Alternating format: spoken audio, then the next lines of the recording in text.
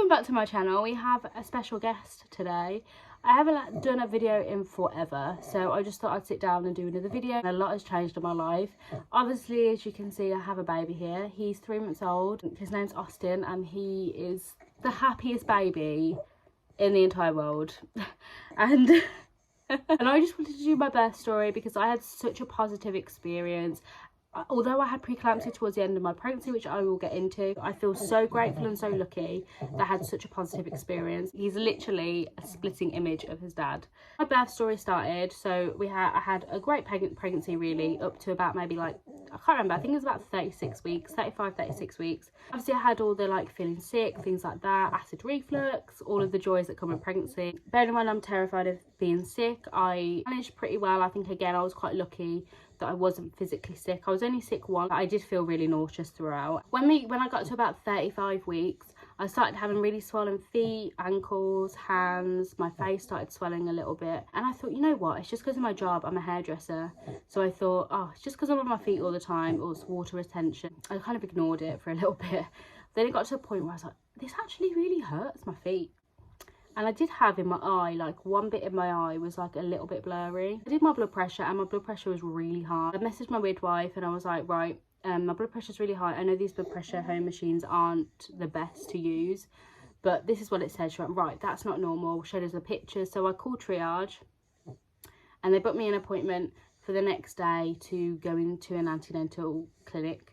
So they did my blood pressure really high again and they checked my urine. I had 2+ protein in my urine. I'm sure I went in the next day as well for them to double check, or maybe 2 days after.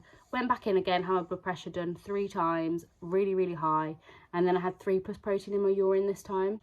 So me and Tom were just sat in the waiting area and they're like, right, we need to talk to you. And we were like, so they said to me, right, we're going to have to ambulance you to the nearest hospital, and admit you for a little bit. And I was like, I had like nothing with me. I was like, right, okay. I said, I'm more than happy for Tom to drive me there and I can meet you there. They're like, no, I'm really sorry, but the paramedics are going to have to ambulance you in case you have like a seizure or anything like that. And I was like, right, okay, this is a bit scary. And they got this bed out and I was like, seriously, I can walk to the ambulance, it's absolutely fine. And again, they wouldn't allow me to. I was like, right, okay. And basically they had to keep checking my blood pressure. They gave me a betalol to bring my blood pressure down. If it hadn't have been brought down, then I would have had to be induced. But luckily, after 2 days, my blood pressure was fine with the betalol. So I was sent home with obviously taking the blood pressure medication. Yeah, I got home, all of that happened. And they said, right, because of your preeclampsia, we're going to have to induce you at some point. So I was given a date like the following week. So I would have been 39 weeks pregnant. Maybe it was a week and a half. Is there anything I can do before this to try and get my labour started? I said, because I don't really want to be induced because I've heard so many horrendous stories. So she said, okay, well we can book you in for 2 sweeps. I was like, perfect. That Sunday I had my sweep. It was fine. It was a little bit uncomfortable. I bled a little bit after and I had a few cramps, but fine. I went for a walk with Tom. I bounced on my ball and did a couple of other bits and bobs just to try and get labour to start. Anyway, the next day just had again a little bits of blood, but she said, right, look out for this colour blood, absolutely normal. So I wasn't worried. Kept bouncing on my ball, kept walking, and then I put on screen the day. I'm sure it was a Tuesday. My waters broke in the morning. Must have been the Tuesday. Woke up about 1:30. Waters had broken all over the bed, and I actually woke Tom up. I was like, Tom, could you just check I haven't weed myself, please? I said, I really don't think I have, because it's very clear. It doesn't smell of anything, and it just kind of like fell out. It's such a weird feeling. It's quite a relief actually. Yeah, definitely not wee. So I called triage and said, look, my waters have just broken, what do I do? I felt really sick actually, because I was panicking. I was like, oh my goodness, this means that I'm gonna have to push this baby out in me in the next like 24 hours. That happened, and I called them and they said, right, so go back to bed and call us again at 8 AM. I was like, right, okay. Went back to bed, couldn't sleep because I had contractions on and off. So I was like, oh, right, well, I better get up. Started bouncing on my ball, waited till 8 AM. Seemed like the longest way in the entire world. Because I thought as soon as your waters broke, you had to go into the hospital to be checked, but obviously not. Called at 8, they said, right, come in at 2:30 in the afternoon. I was like, right, okay. So my contractions had started, and they'd actually stopped in the afternoon before I went. So Tom popped to work and he came back for obviously time for us to go to the hospital. It's about a half-an-hour drive. So we went to the hospital, they checked me, they put me on a monitor for ages, and I started having contractions at this point. They weren't obviously like extreme, but they were contractions. She said, right, let's check your waters if they're broken. She went, no, they haven't broken. And I was like, are you sure you haven't weed yourself? And I was like, I promise you now, these are my waters. Although I've never had a baby, I've never been pregnant before this, I know that these are my waters. So I got quite upset actually. She went, okay, we'll go for a walk and come back and we'll give it another go. I was like, right. Anyway, she was like, well, the tests are really quite expensive, so I might just send you home. I think you have weed yourself. I was really annoyed. This was like 7:30 at night, so I'd been in there for ages. And I spoke to Tom about it. I was like, Tom, look, I know these are my waters. Like, I know they are. And this can be so dangerous if they send me home. And say if labour hadn't have started, it could be so dangerous. So I went in. I was like, look, I do want you to do another test, please. She was like, okay. And she did another test and it came back positive. It was like, positive, your waters are broken. And I was like, yep, I told you so. I didn't say that, obviously. I was like, I told you. She went, okay, well, go home and we'll book you back. We'll book you in for 10 o'clock for you to come back. I was like, right, okay. So 8 o'clock at night, we went all the way home, which is about half-an-hour drive, just over half an hour. Bearing in mind, my contractions were getting stronger at this point. In the car on country roads, I was like, great. Came home, laid in bed for half an hour, tried to get some sleep, but obviously my contractions were stopping me get any sleep whatsoever. So we got ready, went back out again, made sure we had everything that we needed. Tom was really excited at this point, bless him. I was so excited, but so, like, it was obviously a bit painful. I was breathing through them. I was doing my hypnobirthing techniques of breathing in and out. We had Elvis Presley on in the car, and we were just trying to make a really good vibe, nice and calm, because I've heard if you're not in a calm vibe and you get from home to the hospital, your contractions can stop. So we made sure it was like proper calm vibe, and we got there, and then obviously my contractions were happening, so I kept having to stop whilst I was walking to the unit, to the wardy area. And to triage, they gave us our own room, which was really lovely, and they said, right, make yourself comfortable, we might put you on oxytocin. And I said, no thank you. I said, I feel like my body's doing its own thing, I don't really want to have that in my body at the moment. They were like, okay, well, we'll give you, I'm sure they said it was a couple of hours or something like that to see if my body would start doing its thing. We got to the point, I was like, right, I'm feeling a bit sick, and because I'm scared of sick, I was like, please could I have some anti-sickness? Injected me with anti-sickness, and it was getting to the point as well where it was getting quite painful, like they were so regular and getting quite painful. So I asked for some pethidine, and they gave me some pethidine injected in my leg as well. We were kind of in there for a little while before that, sorry. And then so Tom sprayed some lavender spray in the room because I was like, let's make it really calm. And to be honest, like, Tom was trying so hard. He was doing, like, we love like quizzes. He was doing like quizzes. He was talking to me about anything. We were like listening to music. He was holding my fan for me the entire time because that just made me feel calmer and cooler. Anyway, it got to a point I was like, Tom, I really need to push. And he was like, Tam, you're only, because they checked me, sorry. So they checked me and I was 2 centimetres. I'm like, okay, you're going to be a while, so go for a walk if you want to. And this room's yours. Use the ball if you want to. I was like, oh, perfect. Lovely environment. And Tom was like, oh, why don't we go for a walk shortly? I was like, yeah, give me a minute. And then basically I'd gone from 2 centimetres, and then I said to Tom, I said, I really need to push, like my body won't stop pushing, like it's pushing. And he said, Tam, you can't, you only take 2 centimetres, you're going to really hurt yourself. I was like, Tom, I can't push this buzzer. So he pushed the buzzer, the midwife came back in, and I said, I've got to push. And Tom was like, she's telling me she's got to push, but... And she went, oh, you're only 2 centimetres, there's no way you're ready then. And I was like, she went, okay, well, I'll check you.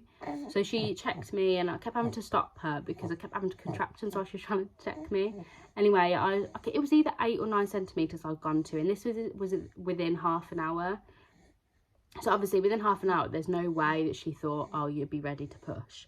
So yeah, half an hour went by, I was 8 to 9 centimetres. She was like, right, to delivery ward now. And so the midwife came in, they wheeled me, Tom blessed him with all the bags running after us.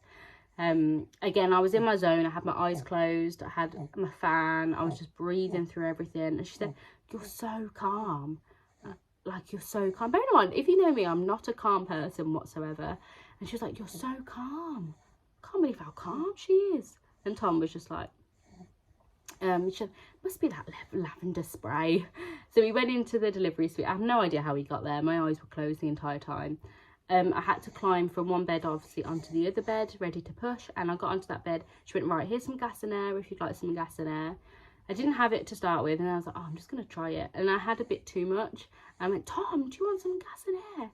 And Tom like laughed, and the midwife was like, no. And Tom was like, no thank you, Tam. So I had gas and air a little bit whilst I was pushing.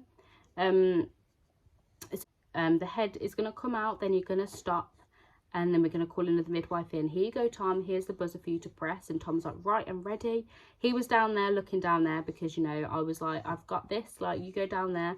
I wanted him to experience that, and he wanted to, so that was fine by me, didn't mind. So yeah, he was watching that, and then I just did like a really big push, and then Austin flew out, and they were like, we didn't have time to go and get the other midwife, but he flew out, so that was amazing. So I was pushing for 10 minutes, and they do say with preeclampsia, that's why, because your labour goes really fast with preeclampsia. I was not aware of that until, obviously, I was in labour. Came out, I only lost a little bit of blood, nothing major, and they just double checked me, things like that, and I just had a tear. They put him on me, but his umbilical cord was that short that he could only put me like on my belly. So Tom cut the umbilical cord, which was really sweet. And then yeah, I sort of had him. We were just obviously in the moment, we were both like crying. It was literally the best thing ever. Then they weighed him, things like that. It was really sweet actually. So he was crying obviously when he was first born, put on me, and he stopped crying. Then they took him to weigh him and stuff, and he was screaming. Then they gave him to Tom, and completely stopped crying as soon as he went on to Tom. I think that made Tom feel amazing. I said, it's probably because you spoke to him so much when he was in my belly. He knew your voice. Anyway, she said, right, well, you're not in any rush. The delivery suite is very quiet. So if you want to get yourself a bath, I'll run you a bath or a shower. And I said, oh, I'd like a bath actually. So she ran me a bath, and obviously I was bleeding everywhere. They'd put like things on the floor. And again, I started to feel a bit shaky and a bit sick, because I know pethidine can make you feel a bit sicky. So she gave me another anti-sickness just to kind of calm me down, so I felt like, right, this is fine. And I kind of just got myself sorted really. Tom was giving Austin a cuddle, he was getting all like emotional, it was amazing. And then yeah, I kind of got myself sorted, got myself bathed, ready. I just got in some nice cozy pajamas. I had my tea and my toast. It was amazing. Did I have my tea? I don't know, I definitely had my toast. It was like the best toast I've ever eaten in ages. Don't know what it was about it. But he was born at 1:05 in the morning, so we had to stay in the hospital for a couple of days. Tom actually went home because he was knackered as well, and he said, look, I'm not going to be any good for you if I'm going to be tired. So he got home, had a good sleep, came back with some like goodies and stuff. We were in there for a couple of days. It was such a positive experience. Like my labour, I laboured more at home, and I think that's probably what helped, because I was in my own house. I was, you know, being able to be really calm at home, being distracted at home by like watching movies. I was like just bouncing on my ball, having a chat with Tom about anything. So I think that probably really helped that I laboured mostly at home, so I didn't feel as long. And then, as I said, when I got to hospital, within 3 hours he was born. So part of me thinks if this lady had just sent me home and not booked me to come back in, I probably would have had him either in the car or at home, which is mad. If it was at home, it would have been fine, but with how it went. But yeah, I feel so grateful that I had such a good experience, especially having preeclampsia. That can be a really worrying thing to have during pregnancy. But as I said, we were there for a couple of days, and then obviously we went home, and you know, it's so weird. You get in the car and you're like, what do we do with this human? Like, we got home and we're like, what do we do? It was so weird, but he's literally the best thing we've ever done. I hope this has helped anyone else that's got either preeclampsia or they are worried about their birth and they just want a really positive experience. Listening to music was great. He was born to Elvis Presley Return to Sender, which is hilarious. And he loves Elvis Presley. Like, for some reason, we just started playing it to him. Like, we're never really into Elvis Presley, but he seemed, you know, that really helped me listen to music throughout, and a fan, things like that. But just quickly, postpartum wise, see, I bled for a couple of weeks. The first week and two, I had baby blues. I was really upset just over the silliest of things. I got so overtired one day that I literally just started crying. I came up to bed and sobbed in bed. And not a lot of people talk about that. Like, you were so emotional afterwards. And obviously the midwives come out every day for a bit, and then it'll be every other day, then it will slowly go out until they're happy to kind of be like, right, you're discharged, you're done.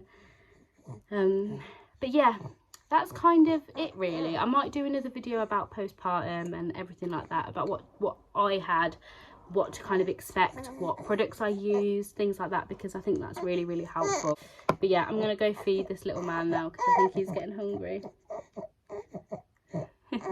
But yeah, I'll attach any videos, anything like that I've got at the end of this. But yeah, this is little Austin. We're gonna go and get him ready and go for a group as well.